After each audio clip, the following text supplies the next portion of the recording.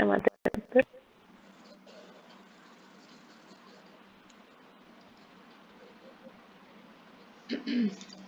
तो पहले प्रार्थना करते हैं। ओम अज्ञानतिमिरान्धस्य ज्ञानाञ्जनशलाकया चक्षुरुन्मीलितं येन तस्मै श्रीगुरुवे नमः।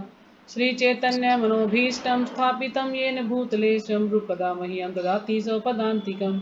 वन्देऽहं श्रीगुरो श्रीयुतपदकमलं श्रीगुरुर्वैष्णवांश्च श्रीरूपं साग्रजातं सहगण रघुनाथं तं सजीवं साद्वैतं सावधूतं परिजनसहितं कृष्णचैतन्यदेवं श्री राधा कृष्ण पादान सहगण ललिता श्री विशाखान्विताश्च हे कृष्णा करुणा सिंधु दीनबंधु जगतपते गोपेश गोपिका कांत राधा कांत नमस्तुते।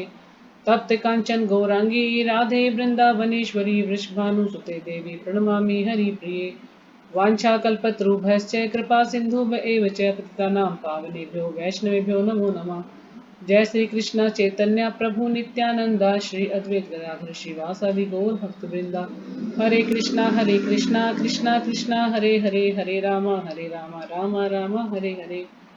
ओम विष्णु पदाय कृष्ण श्रीमते भक्ति वेदांत स्वामी इति नाम्ने नमस्ते सरस्वती देवे गौरवाणी प्रचारिणे निर्विशेष शून्यवादी पार्षद देश तारिणे।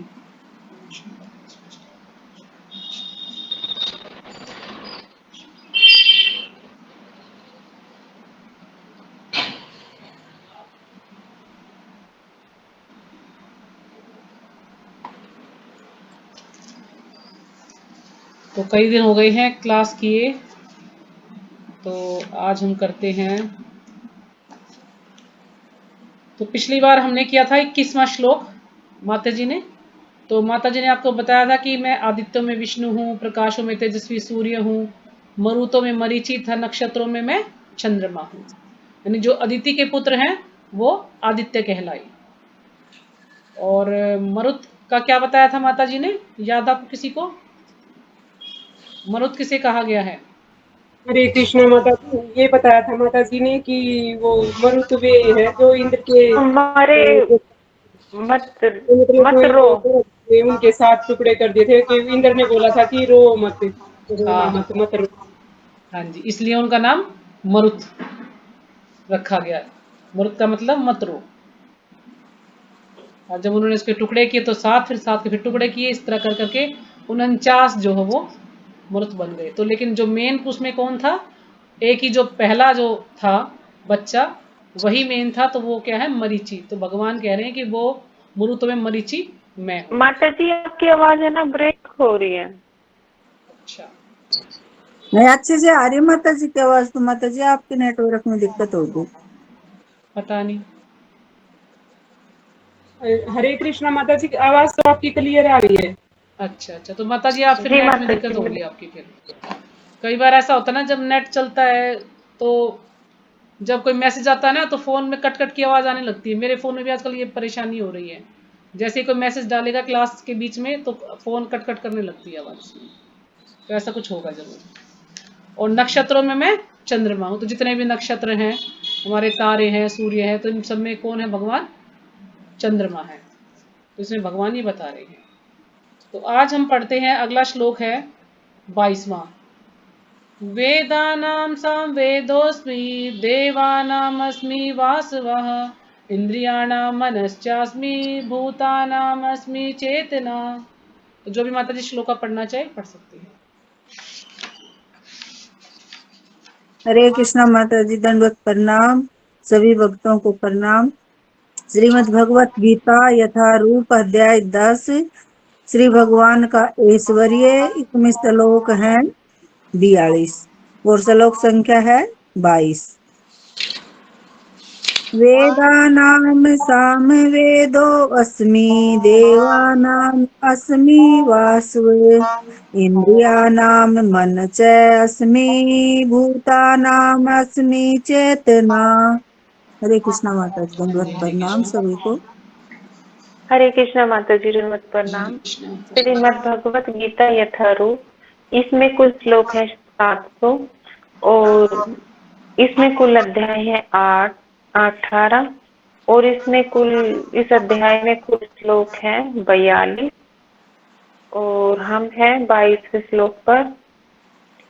वेदानां संवेद असीम देवानाम असीम वासम इंद्रियाणां मन च असीम भूतानाम असीम चेतना। हरे कृष्ण माता जी नमस्कार। हरे कृष्ण कृष्ण। हाँ जी हरे कृष्ण। श्रीमद् भगवद गीता यथारूप अध्याय 10 श्लोक संख्या 22। इसमें श्लोक है 42। श्री भगवान का ऐश्वर्य अध्याय का नाम। वेदानां समावेदो असीम वेदानाम असीम वासवः इंद्रियाणां मनाश्च असीम भूतानाम असीम चेतना। हरे कृष्ण। हरे कृष्ण माता जी सभी वस्तु चरणों को भी कुछ प्रणाम। ग्रंथ श्रीमद् भगवत गीता यथारूप अध्याय 10 श्लोक संख्या 22।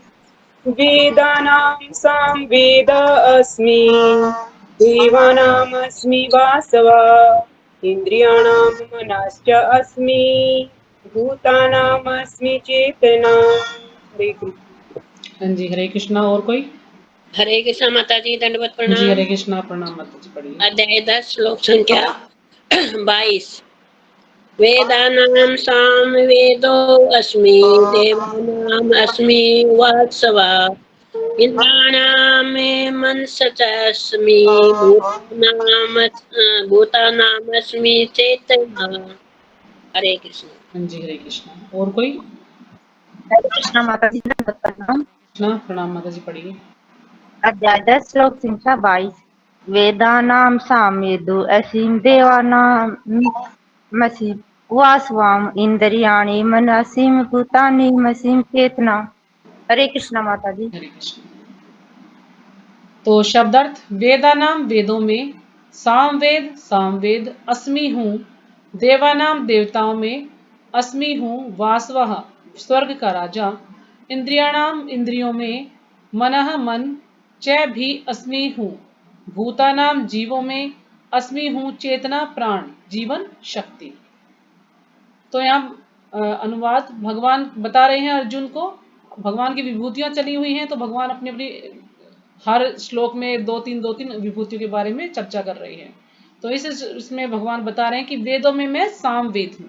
तो हमारे 4 वेद हैं, ऋग्वेद, सामवेद, यजुर्वेद और अथर्ववेद। तो सबसे पहले जो एक वेद था वो था यजुर्वेद। तो यजुर्वेद के ही 4 भाग किए हैं व्यास देव जी ने, और उनको फिर अपने अलग अलग शिष्यों को उनको सौंप दिया था। तो जो सामवेद है, तो इसमें भगवान कह रहे हैं कि इन वेदों में मैं हूं सामवेद। सामवेद जो है भगवान की विभूति है। अब भगवान ने यह सामवेद विभूति क्यों कहा? क्यों मतलब सामवेद में ऐसा क्या खास है कि भगवान कह रहे हैं कि मैं सामवेद हूं? तो बताया जाता है इसमें कि जो सामवेद है वो बृहदारण्यक उपनिषद में बताया गया है कि ऋग्वेद, सामवेद, यजुर्वेद, अथर्ववेद भगवान की श्वास से उद्भूत है। तो जितने भी वेद है किसी व्यक्ति ने इनको नहीं लिखा है ना, व्यास देव जी ने भी इनको नहीं लिखा। ये वेद जो है क्या नाम है, वेद कहाँ से आए हैं? भगवान के श्वास से आए हैं। भगवान के श्वास से आए हैं वेद।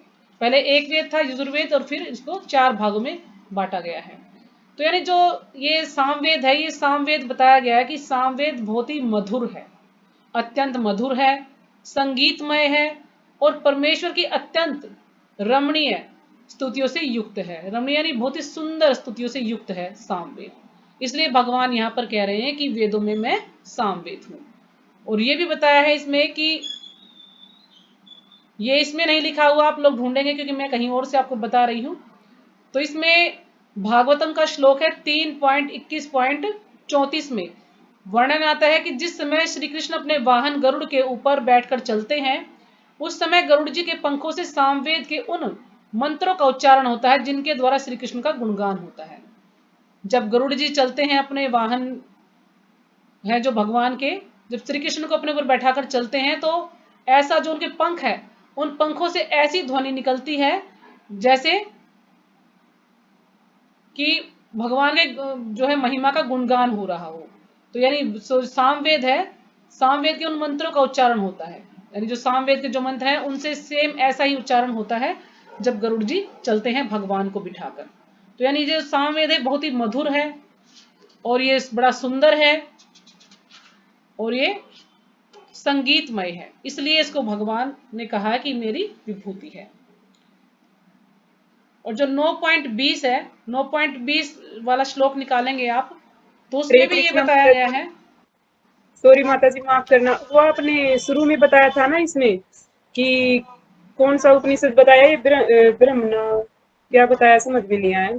अच्छा, ये माता जी है ब्रह्म बृहदारण्यक बृहदारण्यक उपनिषद है और इसमें श्लोक संख्या 4.5.11 में ये बताया गया है कि जो वेद है भगवान की श्वास से उद्भूत है वेद। ये बृहदारण्यक पुराण उपनिषद, बृहदारण्यक उपनिषद 4.5.11। ठीक है माता जी, हाँ हरे जी। कृष्ण माता जी, सॉरी बीच में बोल। ये बात और तो माता कई जी, जगह सुनते हैं कि भाई मान लो कई बार बताते प्रभु जी भी, माता जी भी, आप भी, कि भाई भगवान की श्वास से उत्पन्न हुए हैं, उसी एक ग्रंथ में बताए हैं और भी किसी में? ग्रंथ में बताया हुआ, ग्रंथ का नाम ही तो दिया माता जी, हाँ वो बृहदारण्यक ग्रंथ, उपनिषद में, हाँ माता जी, बृहदारण्यक मैं उपनिषद में बताया है। ये जो मैं किताब है यही, मेरे पास, जितम प्रभु की किताब है, उन्हीं में से मैं देख के थोड़ा सा बता रही हूँ आपको, क्योंकि जो और प्रभुपाद माता जी ने जी ना आपने ये भागवत का कौन सा बताया कि कौन से श्लोक में दे रखा है, ये जो गरुड़ का आप बता रहे हो? हाँ जी, भागवत का श्लोक है 3.21.34, यानी तीसरा स्कंद 21वां अध्याय और 34वां श्लोक। तो आप ठीक है नोट माता कर जी, लीजिएगा, तो आप उसमें देख ले सकते हैं इसको फिर ना, ठीक है माता क्योंकि जी। इसमें प्रभुपाद जी ने बहुत थोड़ा सा इसका तात्पर्य दिया है, तो इसमें हम लोग समझ नहीं पाएंगे क्या है। तो मैं जो जितामृत प्रभु की किताब है मेरे पास, उसमें से मैं आपको समझाने का प्रयास कर रही हूँ थोड़ा सा जो उसमें दिया है, क्योंकि इसको पढ़ेंगे तो बहुत लंबा है। मैं आप जो जरूरत है, जितना जरूरी है उतना ही बता रही हूँ बस। माता जी 21वां श्लोक और अध्याय कौन सा? अध्याय में 21वां, तीसरा स्कंद 21वां अध्याय और 34वां श्लोक है भागवतम का। ठीक है हाँ जी। तो इसमें एक श्लोक है 9.20, तो इसमें भी वेदों के बारे में थोड़ा बताया है कि जो वेदों का अध्ययन करते था सोमरस का पान करते हुए स्वर्ग की प्राप्ति की गवेषणा करते हुए अप्रत्यक्ष रूप से मेरी पूजा करते हैं, वे पाप कर्मों से शुद्ध होकर इंद्र के पवित्र स्वर्गिक धाम में जन्म लेते हैं, जहां वे देवताओं का सा आनंद भोगते हैं। तो यहाँ पर इसमें जी ने बताया कि त्रैविद्या शब्द है कि त्रैविद्या माम सोमपा पूत पापा। जो त्रैविद्या है इसका अर्थ क्या है? इसका अर्थ भी यही है कि तीन वेद है, साम यजुर और ऋग्वेद। यानी जो व्यक्ति तीन वेदों का जिसको ज्ञान है उसको त्रिवेदी कहा जाता है, जिसको दो वेदों का ज्ञान है उसको द्विवेदी कहा जाता है। लेकिन जो त्रिवेदी है वो कहने में तो ये कि उन्हें वेदों का ज्ञान है, लेकिन वेदों का ज्ञान वो इसलिए उन्होंने जो है हासिल किया है क्योंकि अपने ज्ञान से आसक्त रहते हैं कि लोग उनका सम्मान करेंगे, तो इसलिए वो नाम के त्रिवेदी हैं। बाकी वो ऐसा नहीं है कि ज्ञान हासिल किया तो भगवान को प्राप्त करने के लिए नहीं, वो सिर्फ इसलिए ज्ञान हासिल किया है कि वो उनका समाज में आदर होता है कि अरे इन तीन वेदों का ज्ञान है, ये तो त्रिवेदी है, इन्हें दो वेदों का ज्ञान है तो द्विवेदी है। इस प्रकार से प्रभुपाद जी अपने उसमें लिखते हैं तात्पर्य में। तो फिर दूसरा है इसमें कि देवों में मैं स्वर्ग का राजा इंद्र हूं। अब जो देव हैं, इतने सारे देवता हैं, 33 करोड़ देवी देवता हैं, तो उनमें भगवान बता रहे हैं कि उनमें कौन है? भगवान इंद्र। इंद्र जो है भगवान की विभूति है। अब आप कहेंगे कि इंद्र के तो बड़ी बहुत ज्यादा गलतियां करता है ना, इंद्र हमेशा इतनी गलतियां करता है, कई बार भगवान को पहचानने में गलती करता है, हमेशा भगवान से युद्ध करता रहता है। जैसे गोवर्धन में उन्होंने बारिश इतनी की ब्रिज में कि भगवान को गोवर्धन पर्वत उठाकर सबकी रक्षा करनी पड़ी। फिर जब भगवान पारिजात का पुष्प लेने गए स्वर्गलोक में, तो भी उन्होंने भगवान के साथ युद्ध किया कि पारिजात वृक्ष देने से मना कर दिया, जो सत्यभामा को चाहिए था। और वैसे भी इंद्र बहुत बार जो है कुछ ना कुछ ऐसा गड़बड़ करते ही हैं, लेकिन फिर भी भगवान क्या करते हैं? भगवान उनको हमेशा जो है समय याचना करने का अवसर देते हैं। और इंद्र क्या करते हैं? समय याचना करके भगवान की स्तुति करके उस चीज से वो भगवान उनको क्षमा कर देते हैं। लेकिन क्यों करते हैं भगवान उनको? क्योंकि इंद्र को भगवान की दया दृष्टि प्राप्त है। भगवान उनको हमेशा क्षमा कर देते हैं। तो इसलिए भगवान इसमें कह रहे हैं कि इंद्र जो है मेरी विभूति है। फिर है अगला है इंद्रियों में मैं मन हूं। अब मन का क्या काम है? अब मन जो है हमारी 5 ज्ञानेंद्रियां और 5 कर्मेंद्रियां होती हैं, तो मन उनमें 11वां है, यानी मन सबसे मेन है। अब मान लीजिए हम कथा सुन रहे हैं लेकिन हमारा मन उसमें नहीं है, हमारा मन कहीं और जा रखा है, हम किस और विषय में सोच रहे, कथा चल रही है, तो उससे क्या होगा? उससे हमारा कुछ फायदा नहीं होगा, क्योंकि मन हमारा कहीं और है। जैसे माता जी कई बार उदाहरण देती ना आदिला माता जी, कि महाराज से कोई माता जी पूछ रही हैं कि मैं जब मंदिर में होती हूँ तो मुझे घर का स्मरण रहता है, और जब मैं घर में होती तो मुझे मंदिर का रहता है, तो मैं क्या करूं? तो महाराज ने क्या कहा कि आप घर में ही रहो। क्यों? क्योंकि मैं चिंतन ज्यादा महत्वपूर्ण है। हमें चिंतन किसका करना है? मंदिर का चिंतन हो रहा है, तो आप घर में रहो। लेकिन आप मंदिर जाके भी घर का चिंतन करोगे तो कोई फायदा नहीं है वहां पे जाने का। तो यानी जहां पर हमारा मन होता है वहीं पर हम कार्य करते हैं। मतलब मन जो है हमारी इंद्रियों से ज्यादा बलवान है। इसलिए अगर हमारा मन कथा में नहीं है, कथा चल रही है, तो हम कथा सुन ही नहीं सकते। जिस कार्य में हमारा मन होगा हम उसी कार्य को अच्छे से कर पाएंगे। तो इसलिए यहां भगवान बता रहे हैं कि सभी इंद्रियों में मन मैं हूं, तथा समस्त जीवों में जीवन शक्ति मैं हूं। अब भगवान कह रहे हैं कि जितने भी जीव हैं सब में जो जीवन शक्ति यानी जो चेतना है, वो चेतना कौन है? मैं हूं, मेरी विभूति है चेतना।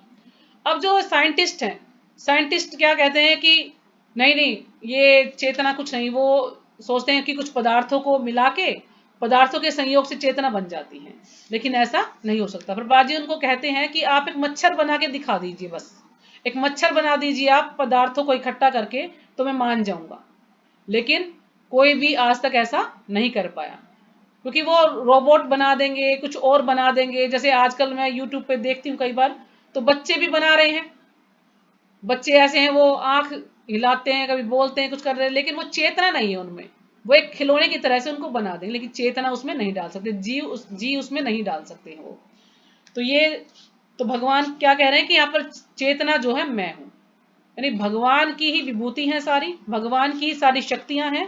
कोई भी इंसान, कोई भी ऐसा साइंटिस्ट या कोई भी ऐसा नहीं हुआ कि वो ये चीजों को बना पाए या वो किसी जीव में चेतना डाल पाए।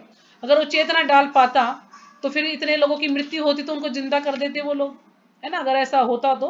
लेकिन वो ऐसा कुछ नहीं कर सकते, बस सिर्फ बातें बना सकते हैं और कुछ नहीं कर सकते।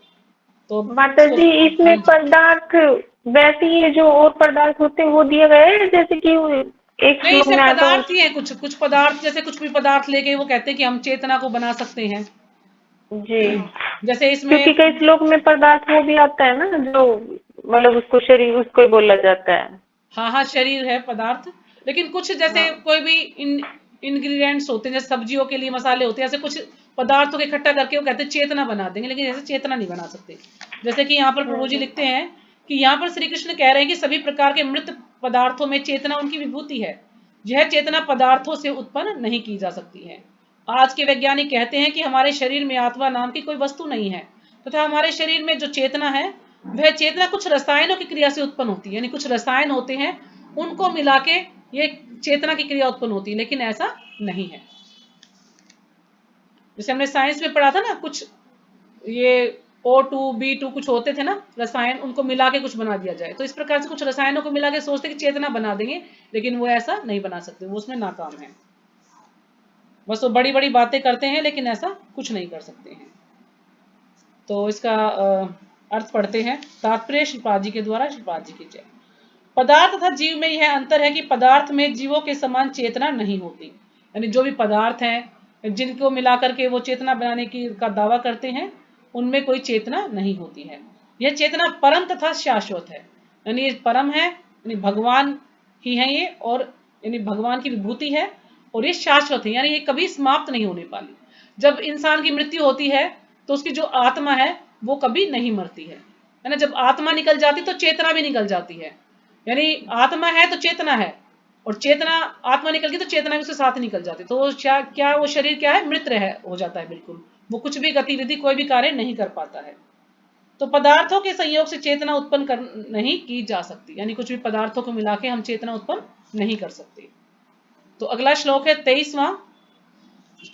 तो 23वें श्लोक में पढ़ते हैं हम इसको। रुद्राणाम शंकरश्चास्मि वीतेशो यक्ष रक्षसाम वसूनाम पावका चास्मि मेरु शिखरिणामहम। तो जो भी माता जी पढ़ना चाहे पढ़ सकती हैं। हरे कृष्णा माता जी, सादर प्रणाम सभी भक्तों को। श्रीमद् भगवत गीता यथारूप अध्याय 10 श्लोक संख्या 23। रुद्राणाम शंकर चैस्मि वीतेशो यक्ष रक्षाम वसूनाम पावक चैस्मि मेरु शिखरीणाम अहम। हरे कृष्णा माता जी, दंडवत हाँ जी, प्रणाम सभी को। हरे कृष्णा माता जी, सभी माता जी को सादर प्रणाम। हाँ जी, रुद्राणाम संक्रस्य च अस्मि चित् ईश यक्ष रक्षसां वसूनां पावका च अस्मि मेरु शिखरिणाम अहम्। हरे कृष्णा माता जी, सब माता जी को प्रणाम। हाँ जी। और कोई पढ़ेगा? हरे कृष्ण माता हाँ जी जी, हरे प्रणाम। कृष्णा, प्रणाम माता जी। अध्याय 10 श्लोक संख्या 23।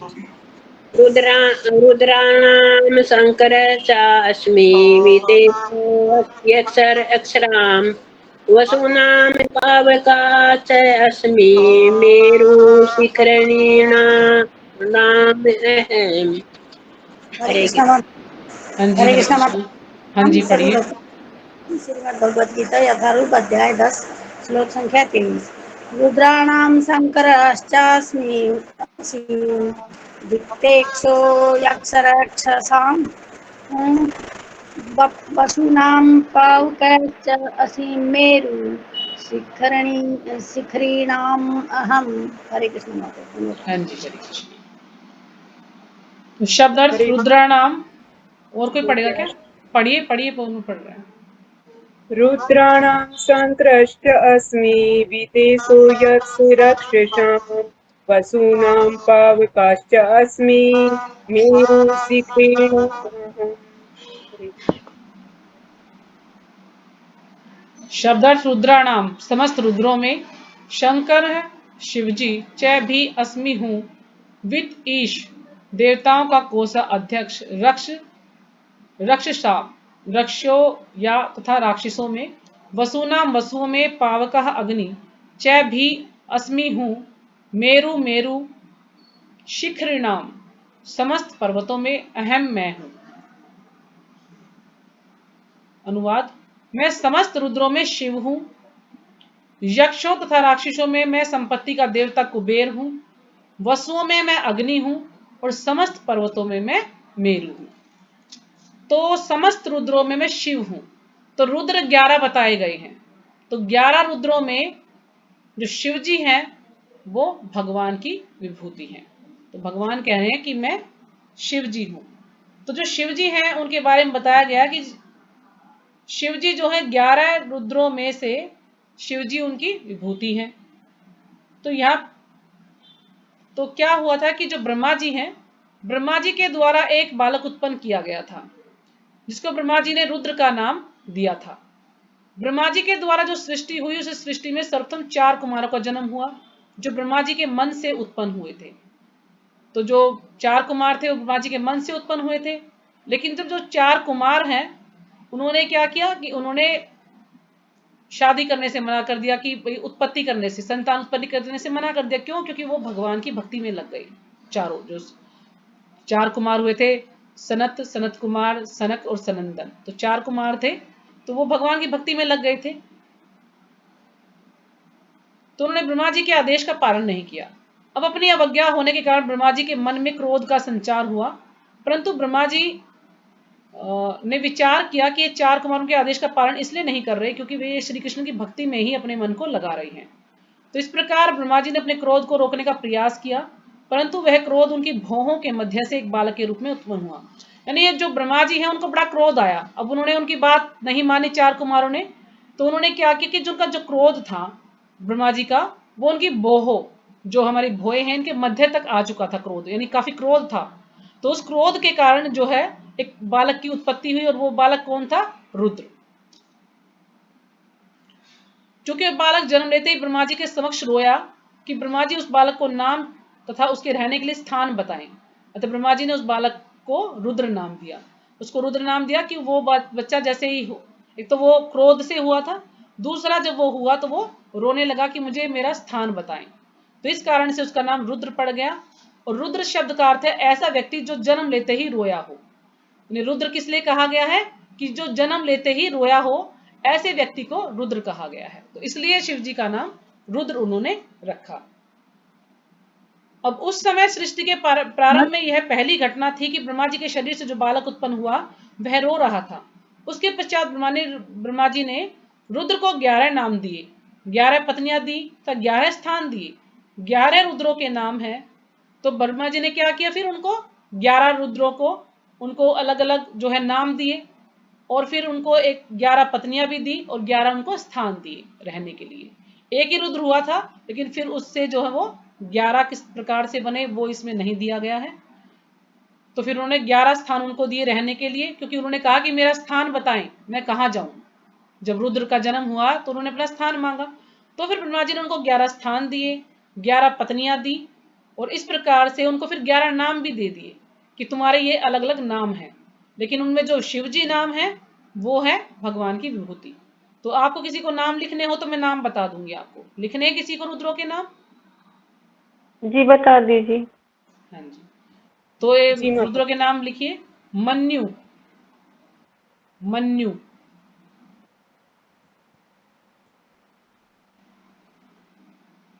जी माता जी। दूसरा? मनु,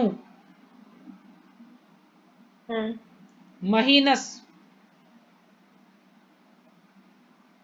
हम्म महान, हम्म शिव, हम्म ऋत्रध्वज, क्या? ऋत्रध्वज, रुद्र? री जी। ऋतध्वज, जी। उग्ररेता, हम्म उग्ररेता, माता जी दोबारा जी। बोलना। ऋतध्वज, उग्ररेता। उग्र, हाँ जी, उग्ररेता। जी लिख लें। 8। भव, भाव? हाँ जी, भव। 9। काल, मेरे में तो आज आवाज कट रही है। 9 में क्या है माता जी? काल, आवाज नहीं आई माता जी मुझे तो। काल माता जी, काल। काल? मैं फोटो जी। खींच के भेज दूंगी, और किसी का रह गया तो मैं फोटो खींच के भेज दूंगी, आप उसमें से उतार लीजिए। नहीं, ठीक है। 10वां और बोल दो। वामदेव, हम्म वामदेव, वामदेव। और 11वां है धृत व्रत, धृत माता जी व्रत, धृत व्रत। वीर। विद, ध में रह लगेगा, ध में रह, धृत व्रत। हाँ जी, थोड़े मुश्किल मुश्किल वर्ड है ना। हो गया माता जी। आज मेरा नेट वीक आ रहा है, बिल्कुल आवाज ना हाँ जी। कट कट तो के आ ब्रह्मा जी रही ने है। क्या किया था, एक पुत्र उत्पन्न हुआ था, उसका नाम था रुद्र। लेकिन जो ये रुद्र था इसने अपने 11 विस्तार कर लिए थे। ये जो रुद्र था इसने अपने 11 विस्तार कर लिए थे। इस प्रकार से फिर ब्रह्मा जी ने उनको 11 स्थान दिए और 11 पत्नियां दी और 11 नाम दिए, क्योंकि इस माता रुद्र जी ने अपने आप ही विस्तार किए थे 11। पहला और दूसरा बता दो प्लीज, मैं पेन लेने चली गई थी। हाँ जी, पहला है माता जी मन्यु, मन्नू, पहला है मन्यु, दूसरा है मनु, और तीसरा है महीनस। ठीक है, हो गया। तीसरा तीसरा महीनस, महीनस। माता जी मैं बोली पर मैंने सही लिखे या नहीं? हाँ जी, बोल सकते हैं। पहला मनु, मयू, और दूसरा मनु, तीसरा महिंत, चौथा महान, 5वां शिव, छठा ऋतध्वज, 7वां उग्ररेता, 8वां भाव, 9वां काल, 10वां वामदेव, और 11वां वीरव्रत।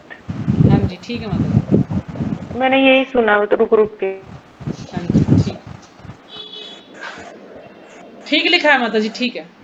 तो इस प्रकार से ये एक ही व्यक्ति, मतलब एक ही जो है पुत्र उत्पन्न किया था ब्रह्मा जी ने अपनी भौहों से, है ना। क्रोध में थे और भौहों तक क्रोध चला गया था, तब ये इस बालक का जन्म हुआ था, जिसका नाम था रुद्र। लेकिन इस रुद्र ने अपने 11 विस्तार कर लिए थे और उन सब के नाम इसमें है। और फिर ब्रह्मा जी ने उनको 11 पत्नियां, 11 स्थान, 11 नाम दिए। और ये इसमें जो शिव है वो है भगवान की विभूति। ठीक है, इतना आपको याद रहेगा, या इसको दोबारा पढ़ेंगे तो याद हो जाएगा। ठीक है जी। फिर दूसरा है यक्ष तथा राक्षसों में संपत्ति का देवता कुबेर। अब जो कुबेर है, कुबेर कौन है? कुबेर, कुबेर जो है संपत्ति का देवता है कुबेर। तो इसमें भगवान कह रहे हैं कि मैं हूं विभूति। अब कुबेर जो है बताया है इसमें कि कुबेर का जन्म किससे हुआ था? तो कुबेर का जन्म विश्रवा मुनि से हुआ था। विश्रवा मुनि जो है इनके पिताजी थे। तो इसमें जो कथा आती है ये आती है रामायण में, कि एक पुलसत्य ऋषि थे। पुलसत्य ऋषि के पुत्र थे विशर्वा, और विशर्वा के पुत्र थे कुबेर। ठीक है, माता जी कुबेर का जन्म किससे हुआ था?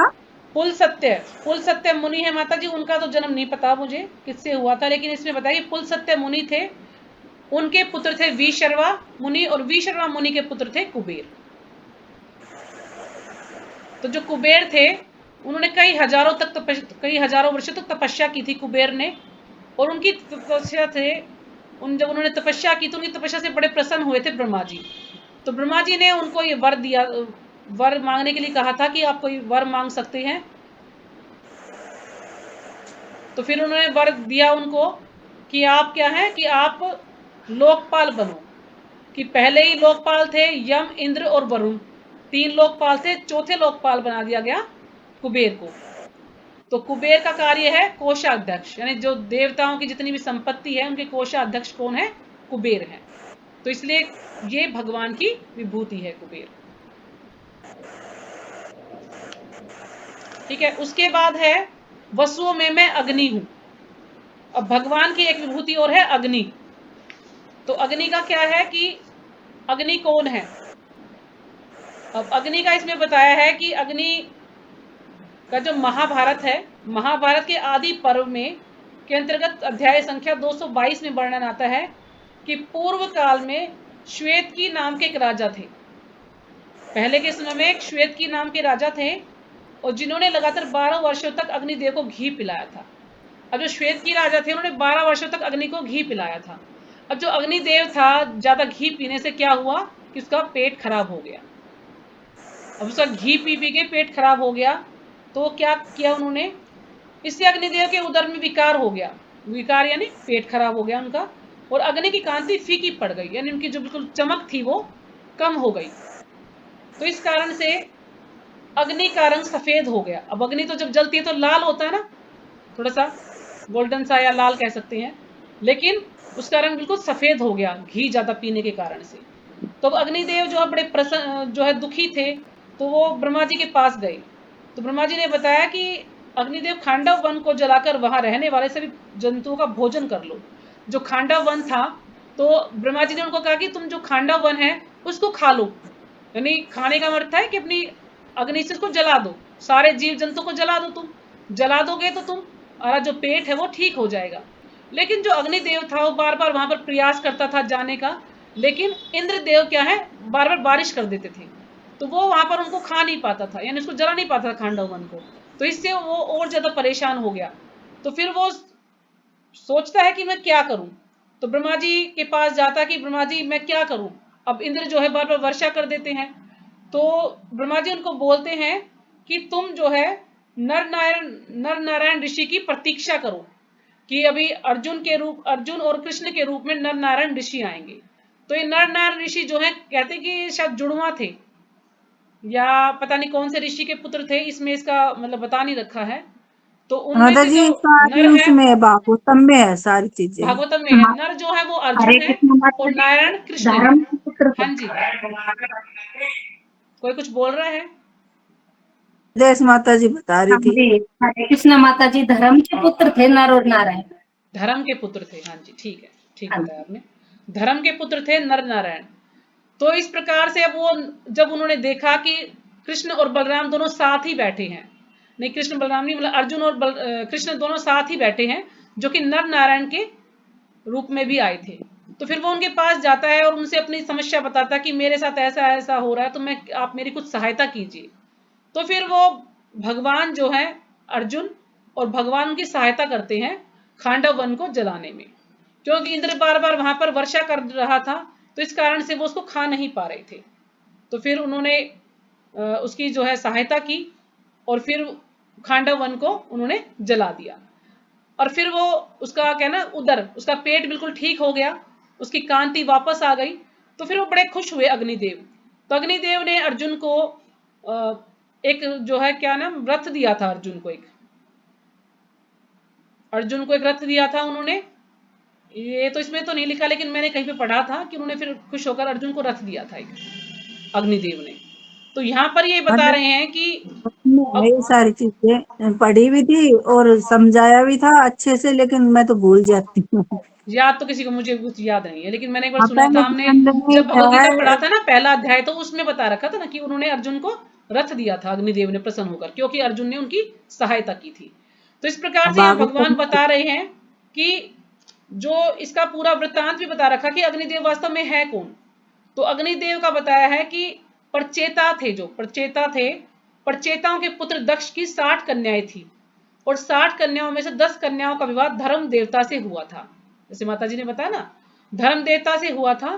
तो उन 10 कन्याओं में से एक कन्या का नाम था वसु।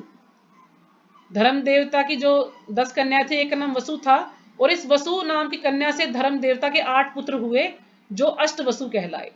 यद्यपि इन 8 पुत्रों का नाम वसु था, परंतु इनके अलग अलग नाम भी थे, द्रोण, प्राण, ध्रुव, अक्र, अग्नि, दोष, वास्तु तथा विभासु। तो यानी किसके पुत्र हैं? ये धर्म के पुत्र हैं, और इनकी माता का नाम क्या है? वसु।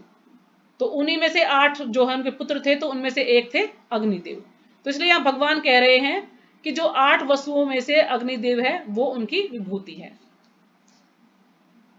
तो फिर एक विभूति और बच गई, समस्त पर्वतों में मैं मेरु हूं। तो पर्वतों में मैं मेरु हूं। मेरु कौन है? बहुत बड़े पर्वत हैं। मेरु पर्वत आपने सुना भी होगा भागवतम में कि मेरु पर्वत जो है सबसे बड़े पर्वत हैं। पर्वत 2 प्रकार के होते हैं, कुछ ऐसे होते हैं कि लंबाई कम होती है लेकिन चौड़ाई ज्यादा होती है, लेकिन जो सुमेरु पर्वत है वो उसकी लंबाई बहुत ज्यादा है। सभी पर्वतों से सबसे लंबे वो हैं सुमेरु पर्वत। तो इसलिए भगवान कह रहे हैं कि पर्वतों में मैं सुमेरु हूं। बस इसके बारे में और ज्यादा जानने की कोई आवश्यकता नहीं है। तो ये आपको समझ आ गया सबको? अब इस किताब का थोड़ा सहारा लेना पड़ा, क्योंकि इतना इसमें दे नहीं रखा है, प्रभात जी ने थोड़ा सा बता रखा है। तो तात्पर्य श्रीपाद जी के द्वारा, श्रीपाद जी की जय। 11 रुद्रों में शंकर या शिव प्रमुख हैं। ये भगवान के अवतार हैं जिन पर ब्रह्मांड के तमोगुण का भार है। यक्षों तथा राक्षसों के नायक कुबेर हैं। तुमने सबने पढ़ ही लिया है कुबेर के बारे में भी और शंकर के बारे में भी, जो देवता के कोषाध्यक्ष तथा भगवान के प्रतिनिधि हैं। मेरु पर्वत अपनी समृद्ध प्राकृतिक संपदा के लिए विख्यात है। अब मेरु पर्वत क्या है? अपनी प्राकृतिक संपदा के लिए विख्यात है, यानी वो बहुत लंबे हैं, सबसे बहुत बड़े हैं उनकी हाइट। तो इस प्रकार से अभी मुझे थोड़ा सा कुछ समझाना था, इसलिए मैंने सोचा कि पहले 2 श्लोक ले लेते हैं फिर थोड़ा कुछ समझाएंगे। तो आपने सबने वो नोट कर लिया जो मैंने कल आपको समझाया था, वो कल जो पेज भेजा था? माता जी कर भी लिए लेकिन दूसरी जगह उतार लिए। तो उसको थोड़ा डिस्कशन करना है या आपको समझ में आ गया? वो मतलब याद नहीं चली करे। गई क्या इसमें से? पूनम माता चली गई हैं?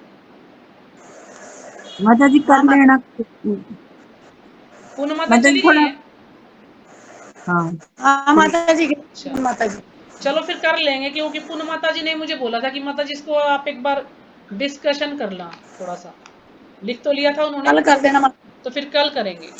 कल फिर देखते हैं, श्लोका नहीं लेंगे, फिर इसी को लेंगे कल। कल तो छुट्टी है, परसों लेना पड़ेगा इसको। ठीक है, परसों लेंगे फिर इसको। माता जी मेरे को ये 8वें का नाम बता दो प्लीज, मेरा लिखा नहीं गया। 8वें का नाम? अच्छा, जो रुद्र थे माता जी, रुद्र। हाँ जी। तो देखो मैं बोलती हूँ दोबारा से, मन्यु, मनु, हरे कृष्णा माता जी, वो महीनस। है ये।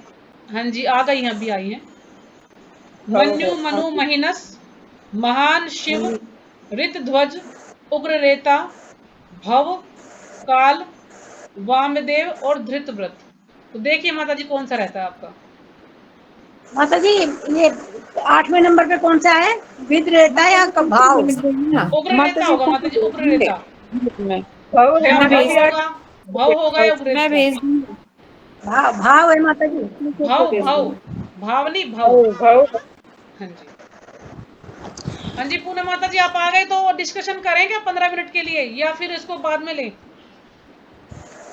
किस चीज का माता जी डिस्कशन? वो 3 पुरुष के बारे में आप मुझे बोल रहे थे ना कि माता जी एक बार उसको आप। वो माता जी मैंने भी पूरा नहीं पढ़ा तो मैं क्या डिस्कस करूंगी। अभी जो लिख रही हूँ मैं वही पढ़ रही हूँ।